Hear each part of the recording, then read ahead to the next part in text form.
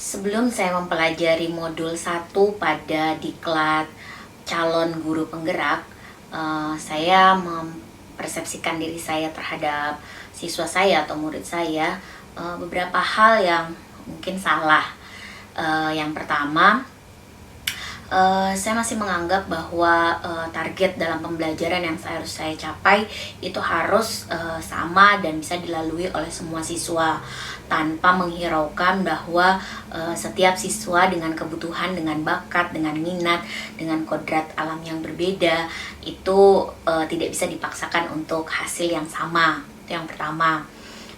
Yang kedua, sebagai guru, layaknya guru secara umum, mungkin saya termasuk yang banyak melarang siswa untuk melakukan, terutama bermain gitu ya, karena pemikiran saya adalah bermain itu tidak boleh dalam belajar, padahal arahannya mungkin tidak seperti itu. Artinya kalau saya tidak bisa memfasilitasi kodrat bermain anak dalam pembelajaran saya, maka mungkin saya bisa memberikan sedikit waktu untuk anak-anak memang bisa bermain tanpa harus dia mengganggu pembelajaran yang sedang saya lakukan.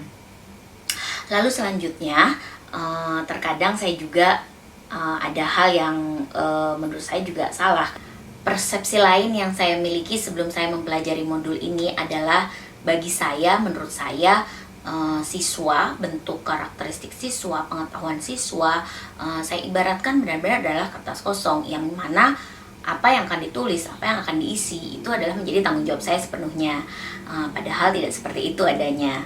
Lalu selanjutnya, sebagai guru, seperti biasa, saya juga fokus hanya pada peningkatan atau dimensi kognitif peserta didik saya saja, tanpa menghiraukan aspek lain untuk menjadi lebih penting atau seimbang, atau dalam arti bisa secara holistik dikembangkan kepada anak didik saya dalam proses pembelajaran. Lalu saya terfokus menjadi seorang pengajar. Saya lupa bahwa tugas guru salah satunya yang lainnya adalah juga sebagai pendidik. Lalu peran saya sebagai guru pamong, di mana guru adalah pamong, itu juga saya rasa kurang maksimal. Artinya saya kurang memahami mana sebenarnya hakikat dari guru menjadi sebagai seorang pamong itu bagi siswa seperti apa. Ada mispersepsi yang belum saya pahami secara jelas, makanya dalam aplikasi dan aktualisasi diri saya dalam proses pembelajaran menghasilkan hal yang tidak baik sebenarnya bagi siswa. Artinya tidak bisa memuliakan siswa secara sepenuhnya karena masih guru sebagai senternya. Dari pemikiran dan perilaku yang berubah dari saya setelah saya mempelajari modul ini, terutama dari persepsi saya terhadap peserta didik, banyak sekali sebenarnya yang berubah. Salah satunya bagaimana saya harus memandang siswa sesuai dengan kodrat alamnya. Lalu bagaimana saya harus memang betul-betul menghargai siswa secara karakteristik, secara minat dan bakat, dimana saya tidak bisa mesamaratakan semua siswa saya dengan target yang sama gitu. Selanjutnya, saya tahu benar dengan membaca modul ini, mempelajari modul ini, betapa pentingnya menghargai perasaan siswa. Artinya, sebagai seorang guru, tidak hanya kita bisa menciptakan atau kita mentargetkan untuk menciptakan karsa, tapi juga ada sisi lain dari rasa yang harus kita timbulkan melalui kepedulian, melalui rasa-rasa yang sifatnya pembiasaan baik atau praktek baik dalam kehidupan sehari-hari, agar peserta didik kita juga siap untuk menjadi manusia atau individu yang memiliki life skill yang kuat, yang tahan untuk menghadapi kehidupan di luar sana.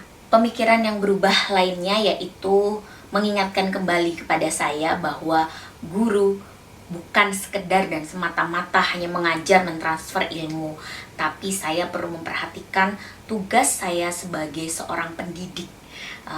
Maka kalau seorang pendidik, seperti prinsip pemikiran Ki Hajar Dewantara, Ingarso Sung Tuludo, bukan hanya sekedar tuturi handayani.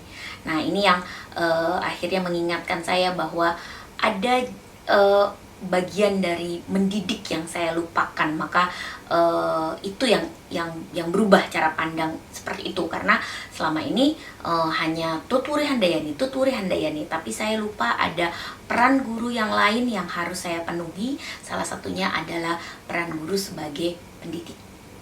Hal yang akan saya segera terapkan dalam kelas saya terutama yaitu pembiasaan praktik baik.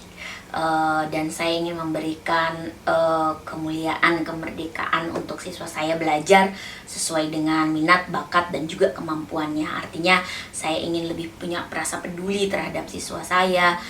Saya ingin benar-benar berada di samping mereka, menjadi teman, berdiskusi dalam belajar.